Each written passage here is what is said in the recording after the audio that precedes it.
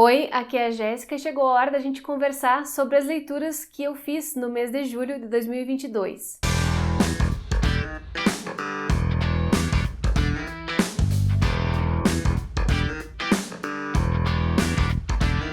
Nesse mês eu tentei fazer uma semana da leitura mágica que, já adianto para vocês, não funcionou como eu imaginava, mas pelo menos eu consegui ler alguns dos livros que eu tinha me proposto, né? Além dos livros das leituras conjuntas que eu sempre faço, a leitura conjunta do Leia Latinos, algumas leituras que eu faço com apoiadores do canal. Então teve bastante coisa boa aqui e eu espero que esse vídeo fique bem interessante para vocês, que sirva de dicas também, porque teve literatura de tudo que é canto e olha, eu tô muito satisfeita com os livros que eu li, acho que a gente tem boas coisas para comentar no vídeo de hoje. Mas, antes de mais nada, está chegando agora no canal, seja muito bem-vindo, muito obrigada pela companhia. Aproveite para dar uma olhadinha no conteúdo que eu produzo por aqui e se gostar, se inscreva, porque isso ajuda muito no crescimento do canal. Deixa aquele like também que faz com que o vídeo seja empurrado para mais e mais leitores e, claro, né, comenta qualquer coisa que quiser aqui embaixo, porque esse é o espaço onde a gente troca uma ideia e é sempre muito gostoso ler o que vocês estão falando. E não esqueçam de conferir também tudo que está na caixa de descrição do vídeo, logo aqui abaixo, é só expandir, vocês vão ver todos os detalhes daquilo que eu estou falando, os livros que eu estou mencionando, os links para adquirir caso vocês queiram. E lembrando que usando esses links comissionados, vocês me dão uma pequena parte do valor da compra e isso ajuda muito aqui na continuidade, na manutenção do conteúdo do canal.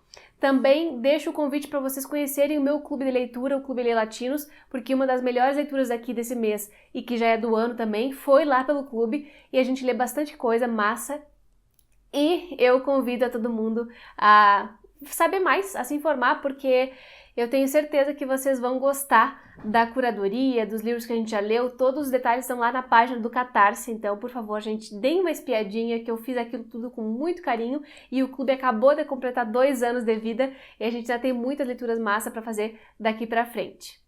Vou começar mostrando os livros lidos, então, os que eu concluí no mês de julho e depois alguns que ficaram em andamento ainda e que eu fui continuando já no mês de agosto.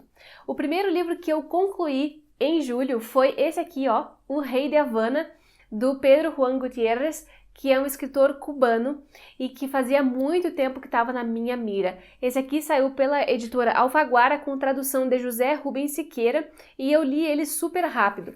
Aqui tá a foto do autor. E, gente, eu li tão rápido porque ele é um livro muito bom de ler, muito fluido, né? Um livro que acaba fazendo com que a gente fique engajado na história. Mas não vou negar que foi um livro bem difícil para mim, no sentido de que ele é extremamente explícito e escatológico nas relações humanas que ele retrata. Mas, assim, o livro é muito mais do que isso, né? Então foi difícil no sentido de aguentar a leitura com tudo que ela traz de nojentinho e de complexo e, ao mesmo tempo, uma leitura que me pegava e que eu queria continuar lendo. Eu comentei um pouco sobre esse livro, eu fiz uma resenha aqui, então eu vou deixar recomendado para vocês o vídeo, porque assim eu não preciso me deter tanto. Mas, ó, foi uma grande leitura, um livro que me apresentou, pelo menos, uma Cuba muito mais interna, uma Cuba que a gente não vê muito através do olhar das outras pessoas que falam sobre o país e que me pareceu extremamente honesta, né? Então é uma forma de conhecer um pouco do país e, claro, também conhecer essa prosa mais suja, essa prosa mais explícita que alguns autores têm, que eu particularmente gosto bastante. Deixo a recomendação da resenha, então, caso vocês tenham interesse em saber um pouquinho mais sobre esse livro. Depois disso, eu concluí um livro que eu estava lendo como leitura extra com as minhas apoiadoras do canal. Para quem não sabe, dentro do clube de apoiadores do canal, a gente tem leituras bimestrais. Eu faço leituras conjuntas com as apoiadoras, leituras que elas ajudam a escolher. Então, a cada bimestre a gente escolhe um livrinho e lê e discute, né? E a gente tem, assim, uma folga, mês de leitura e um mês de folga. E aí, julho era o nosso mês de folga, a gente tinha acabado de ler alguma coisa ali em junho, mas como eu falei que leria esse livro aqui que eu já vou mostrar pra vocês, que estava dentro das minhas metas pessoais, e as gurias pilharam, a gente acabou lendo juntas. Várias das gurias acabaram pegando esse livro porque já tinham curiosidade também, então foi muito legal, porque a gente aliou uma meta pessoal com essa leitura em grupo, que é sempre muito deliciosa, e eu tô falando do livro O Voo da Guará Vermelha, da Maria Valéria Rezende, que é uma escritora brasileira, contemporânea. Eu adoro os livros da Maria Valéria, tenho vários aqui, inclusive eu já fiz um episódio do quadro Feito por Mulher, que é só sobre ela, e na época eu só tinha lido 3 livros, agora eu já li acho que 5, e cada vez mais me encanto com o estilo da prosa da Valéria. Ela aqui conta a história de 2 pessoas que, de maneiras improváveis, acabam se conectando, e 2 pessoas que vêm de muito sofrimento. O Rosário e a outra, a personagem é a Irene. O Rosário e a Irene, então, se conhecem, ele é analfabeto, e o sonho da vida dele é aprender a ler, né, e a escrever, claro, mas ele tem muita curiosidade com as histórias. E, por outra parte, a Irene é uma mulher que é alfabetizada, mas ela é uma mulher que trabalha como prostituta e tem uma vida muito difícil. Eu não vou contar para vocês todos os detalhes, eles se encontram de alguma maneira e acabam se beneficiando da companhia um do outro, e é extremamente bonito ver como eles fazem isso, o que os une, né? O que eles compartilham na intimidade deles, que tem muito mais coisa do que uma simples relação carnal. Assim, é muito bonita a conexão que eles têm aqui, e eu fiquei profundamente emocionada de ver. Não é o meu livro favorito da Maria Valéria, eu sei que para muita gente é um dos mais bonitos, eu achei lindíssimo, mas eu continuo ainda com o Vasto Mundo como preferido. Se vocês quiserem saber mais, vocês vão lá naquele vídeo que eu fiz sobre a Maria Valéria.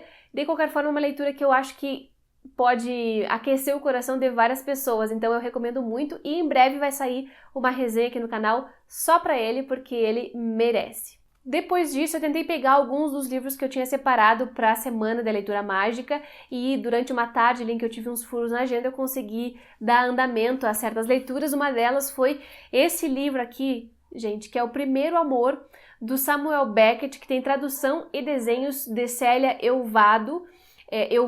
Esse livro, ele saiu pela Kozak Naif, eu não sei se ele já foi republicado, e ele é todo com uma edição diferentona, tá? Deixa eu mostrar aqui pra vocês. A margem dele é diferente e ele só tem texto de um dos lados da folha, ele não tem texto nos 2 lados, e ele é bem curtinho, então é uma novela, basicamente, ou talvez um conto, né? Um conto mais largo, que eu tinha aqui na minha estante há muito, muito tempo, e eu ainda não tinha lido. Salvo engano, o Beckett é irlandês, e eu sempre ouvi muita coisa boa sobre ele. Aqui tá como romance francês, gente, então eu não sei, acho que é porque ele morou muito tempo na França, né? Enfim, detalhes. E o Beckett é um cara que é muito conceituado, mas eu ainda não tinha lido nada dele, e eu tenho 2 livros aqui, esse que era mais curtinho e o outro que é um pouco mais extenso, então eu decidi começar a ler por esse, e, gente, eu li numa tarde e foi a coisa mais divertida que me aconteceu. Eu não estava esperando nada sobre ele, eu não estava esperando nem gostar nem desgostar, eu não sabia como é que ia ser, mas a prosa é extremamente irônica. Aqui a gente tem um personagem que vai contar pra gente sobre o seu primeiro amor, mas é um amor meio estranho, ou pelo menos o personagem é estranho na maneira como ele narra, e é um personagem que fala das coisas com muita praticidade, com muita objetividade. Ele não se detém muito nos meandros dos sentimentos, das coisas, ele mal sabe falar por que ele ama aquela mulher que ele vai lembrar. A gente entende que ele está falando isso desde uma idade mais avançada, ele está lembrando daquele primeiro amor, e a forma como ele vai falar sobre isso é, assim, perturbadora e divertida ao mesmo tempo, sabe? É um personagem que reflete muito sobre as coisas que podem ser ditas e que não podem, ou até mesmo ele reflete sobre a impossibilidade da linguagem dar conta daquilo que a gente sente. É uma questão que era muito forte para os modernistas, né? Para os escritores modernistas que eu acredito, ele está ali dentro desse movimento, e que sempre acaba aparecendo, como nos livros da Virginia Woolf, por exemplo, essa sensação de que a linguagem não dá conta daquilo que é. E será que vale a pena dizer? E dizendo a gente consegue expressar? Então, várias dessas questões mais filosóficas e linguísticas aqui acabam aparecendo, e eu acho muito legal. Em termos de enredo, ele é difícil de falar sobre, porque ele vai lembrar desse amor, dos primeiros encontros dele, de um cara que estava morando na rua e aí de repente eles vão morar juntos, mas a questão dele não é bem essa dos eventos. A questão dele, para mim, né, desde a minha leitura, é da incomunicabilidade e da impossibilidade de se expressar desses desencontros que acontecem porque a gente não consegue fazer o uso da linguagem para falar dos nossos sentimentos, né? Não sei se está fazendo sentido para vocês, mas foi uma leitura muito surpreendente. Eu gostei demais, eu ri alto com o que esse narrador fala, e depois eu pretendo fazer um videozinho para vocês, só para terem uma ideia do que a gente estava falando aqui, do que eu estou falando aqui sobre essa incomunicabilidade. Enfim, ele é divertido, ele é estranho e ao mesmo tempo é muito bonita a forma como ele narra e como esse narrador vai conversando com o leitor e debochando do leitor. Então é daquele tipo de narrador mais abusado que joga na cara da gente certas coisas, sabe? Enfim, foi uma leitura curiosa e eu queria deixar essa menção aqui a ele também. Outro livro que estava na semana da leitura mágica, na lista que eu tinha separado, foi um dos que eu li em um dia, né? Eu li num domingo, então tirei todo aquele dia para ficar lendo ele, foi muito bom. Tô falando do Inhamuns, que é da Cadantas e foi publicado pela editora Moinhos. Ela é uma escritora nordestina, cearense, e fazia um tempo que ele estava aqui, eu tinha recebido de cortesia da editora, e eu tinha curiosidade porque ouvi muitos comentários bons sobre esse livro, então ele não é muito extenso e eu aproveitei para conhecer.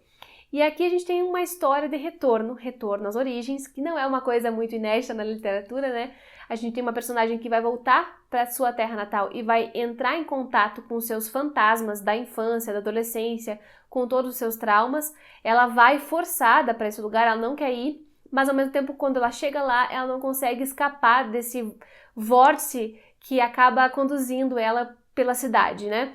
Então é um livro que vai ter bastante de nostalgia e desse estranhamento de quem já saiu do seu lugar e está voltando e não sabe muito bem como lidar com isso. Mas não só, ele vai também trazer outras questões regionais que eu achei bem interessantes. Ele vai falar, por exemplo, sobre o desenvolvimento das atividades turísticas ali naquele interior, que vai fazer a promoção da cidade para as pessoas conhecerem Inhamuns, enfim, e outras coisas mais. Eu gostei do livro, embora ele tenha me incomodado muito do começo, especialmente no começo da história, porque ela tem uma linguagem que se propõe a ser muito poética, mas que para mim não é muito legal. Que ela faz a poesia colocando muita coisa entre vírgulas. Eu não sei se vocês já repararam sobre isso, talvez um dia eu faça um vídeo sobre esse tipo de texto, mas eu gosto da poesia quando ela vem embutida, quando ela vem se sobressaindo pelas palavras sem forçação de barra sintática. Eu não gosto quando a poesia vem nesse sentido mais forçado de colocar as coisas, as palavras, fazer várias pausas, colocando vírgulas ali dentro das orações. Mas essa é uma coisa muito peculiar minha, tá? Não é uma coisa que eu acho que todo leitor vai se incomodar, porém para mim incomodou. Eu gostei muito do enredo, eu senti que o livro cresceu para mim da metade para o final, mas esse começo foi bem sofrido, assim, para mim, nesse sentido de ver essa tentativa de poesia que pro meu gosto não dá. Enfim, é uma autora que eu acho que vale conhecer, esse foi o seu livro de estreia, e eu vou ficar de olho também nos próximos livros que ela for publicando, e se vocês já leram Inhamuns, digam para mim como é que foi para vocês essa questão da linguagem da Cadantas, porque eu vou adorar saber. E a última leitura que eu concluí mesmo no mês de julho foi a leitura do Clube Latinos, que eu disse logo no comecinho que já é uma das melhores do ano. A gente leu Mandíbula, da Mônica Ojeda, que é uma escritora equatoriana. Esse livro saiu pela editora Autêntica no selo Contemporânea, com tradução da Silvia Massimini Félix, que é uma querida que eu já conheço bastante. E, gente, eu já sabia que eu ia gostar, mas eu não sabia que eu ia gostar tanto e tampouco sabia que eu ia me apaixonar pela escritora. Eu tô achando essa mulher genial, incrível, maravilhosa. O Mandíbula conta a história, grosso modo, da Fernanda, que foi sequestrada pela sua professora de literatura, que é a professora Clara. Sim, ela foi sequestrada pela professora de literatura, e o primeiro capítulo é logo sobre isso, sobre essa cena dela acordando aí no sequestro e tentando entender o que está acontecendo e vendo que a sequestradora é a professora mesmo. E a partir daí o livro vai contar as coisas de uma maneira retrospectiva. Ele vai apresentar pra gente toda a construção dessa personagem da Fernanda, das suas amigas e também da professora Clara. E ele vai mesclando, ao longo desses capítulos, um pouquinho de cada voz dessas mulheres que estão ali se apresentando pra gente. E eu acho fantástico que ela consegue fazer uma diferenciação muito grande entre uma personagem e outra. E eu sempre fico muito de olho nisso, né? Se a gente tem vários narradores no livro, eles têm que ser, para mim, de vozes diferentes. Não consigo aceitar personagens diferentes falando do mesmo jeito, porque as pessoas não falam do mesmo jeito, né? Então isso vai ter que ser demonstrado na linguagem, até mesmo na forma de pensamento, que vai vir pela ordem sintática, toda essa questão linguística. E aqui a Orreda faz isso muito bem. Só que esse é um livro muito perturbador. Ele vai falar sobre muitos problemas profundos e de ordem psicanalítica que a gente precisa levar em consideração. Tanto a Fernanda quanto a Clara, elas vão apresentando ao longo da história muitos problemas com a sua mãe e de maneiras diferentes, uma pela ausência, a outra pelo desejo pela mãe e pela vontade de ter aquela atenção e de se tornar a mãe, de certo modo, né? Tem várias questões que eu tenho certeza que uma análise de uma psicóloga ou psicanalista daria muito mais profundidade para vocês. Eu vou estudar bastante para falar sobre ele aqui no canal, vai ter que sair uma resenha porque, né, as leituras do Leia Latino sempre tem resenha aqui, mas eu achei fantástico como ela vai fazendo todo esse traçado das relações problemáticas entre mãe e filha, também questões que são muito internas ali das personagens e de um grupo de amigas que é um grupo muito extremo. Elas fazem coisas muito extremas em busca de sentir alguma coisa, de sentir que elas estão vivas. É um grupo de meninas de 15 anos que estudam numa escola particular católica, então elas se comportam durante o dia e durante a noite elas vão para uma casa abandonada, um prédio abandonado para fazer coisas e se colocar em situações limite, né? Tudo isso ligado também com a história da professora. Então é muito legal a forma como ele se constrói. Para mim, foi um dos melhores livros que eu li nos últimos tempos, em termos de construção linguística. Eu acho que ele apresenta as personagens junto com a própria feitura do livro, né? Ele vai falando sobre o que essas personagens sentem de medo, de horror, fazendo o horror pela escrita. Enfim, gente, ele me lembra muito, em alguns aspectos, o Jogo da Amarelinha, por essa ideia de mostrar como se faz fazendo, né? Mas eu quero falar melhor sobre ele para vocês. Para quem gosta, eu quero falar melhor sobre ele num vídeo à parte, né? Mas para quem gosta, eu já deixo essa dica para vocês antes de sair a resenha mesmo. É um livro que vai falar sobre mãe e filha, relações problemáticas, lembra muito as relações agudas e cortantes que a Ferrante também faz. Me lembrou muito duas da Eliane Brum, e eu deixo essas duas comparações aqui para vocês terem uma ideia do nível de densidade. Eu não fiquei assustada com o livro em nenhum momento, mas ele também flerta com essa coisa do horror. Então, se vocês não gostam, talvez não seja um livro para vocês, mas se vocês gostam de um bom desenvolvimento psicológico, essa é a pedida do ano. E agora eu vou mostrar os livros que eu comecei, mas não terminei em julho. Um deles é de leitura conjunta, que ainda está em andamento, se vocês estão vendo esse vídeo durante o mês de agosto de 2022, ela ainda está em andamento, que é A Casa dos Espíritos, da Isabel Allende. A gente está fazendo um projeto de leitura conjunta da obra completa da Isabel, que é a LC Mujer del Alma Mía. Eu vou deixar o vídeo de apresentação do projeto aqui, e a ideia é ler um livro da Isabel Allende a cada 2 meses, para a gente conhecer toda a sua produção.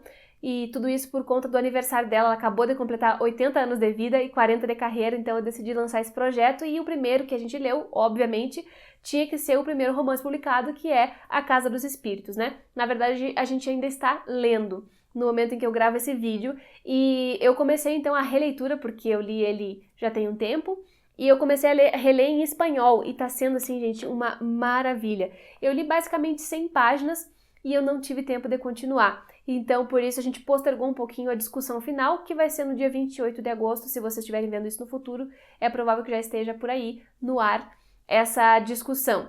Mas, gente, o que eu posso dizer para vocês dessa releitura? É maravilhosa, maravilhosa. É um presente poder reler em espanhol, porque agora eu tô vendo outras coisas, e também reler depois de certo tempo, porque quando a gente lê pela primeira vez um livro, a gente tá ainda tentando entender o que está acontecendo, a gente ainda está muito preso ao enredo, e na releitura não, a gente já sabe o que aconteceu a grosso modo, e a gente pode se atentar aos detalhes e ir apalpando o texto, percebendo todas as nuances que a gente não tinha percebido por antes estar preocupado com outras coisas, outras ordens, né? Mas aqui, basicamente, a gente tem uma história de família, uma história de várias gerações da família Trueba, que começa lá com a Clara, com a mulher, e vai passando por várias gerações de mulheres fortes e diferentes entre si, e que vão passar por muito perrengue, que vão também mostrar uma certa resistência, né, a essa vida, e ele vai percorrer desde o início do século XX até a questão da ditadura do Pinochet. Então ele ele passa por todas as transformações do século ali, num país que se parece muito ao Chile, né, embora não mencione, e tá sendo uma delícia ver a construção dos personagens, especialmente rever, né, reencontrar.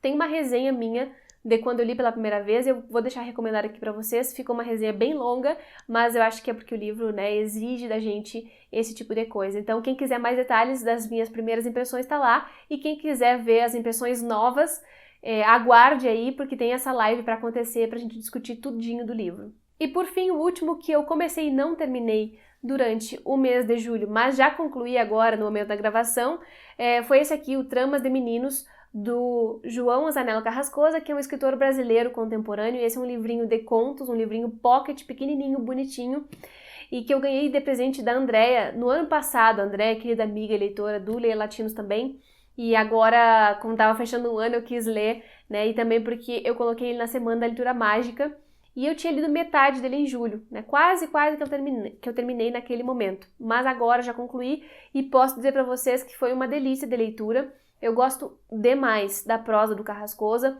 eu já li acho que 2 livros de conto dele, e sempre é uma maneira boa de pensar a literatura com a poeticidade que eu gosto de ver, que não é essa poeticidade forçada que eu falei mais atrás no vídeo aqui, é uma poeticidade que tá brotando das escolhas das palavras que ele faz, né? E também de um certo encantamento que ele tem com o mundo.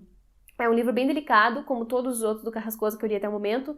Eu falei que eu li livros de contos dele, né? Mas eu li também o romance, O Caderno de um Ausente, que também é um dos meus livros preferidos da literatura brasileira.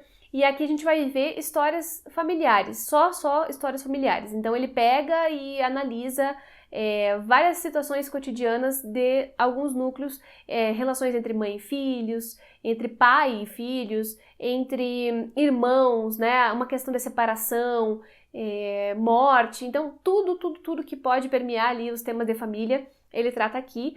Mas o que eu gosto dele é que ele sempre traz, de alguma maneira, a paternidade para o texto. E são raros os homens que escrevem sobre paternidade, né? E eu acho isso bem bonito, assim, especialmente pela forma como ele enxerga essa relação. É muito terna, né? A forma como ele faz isso.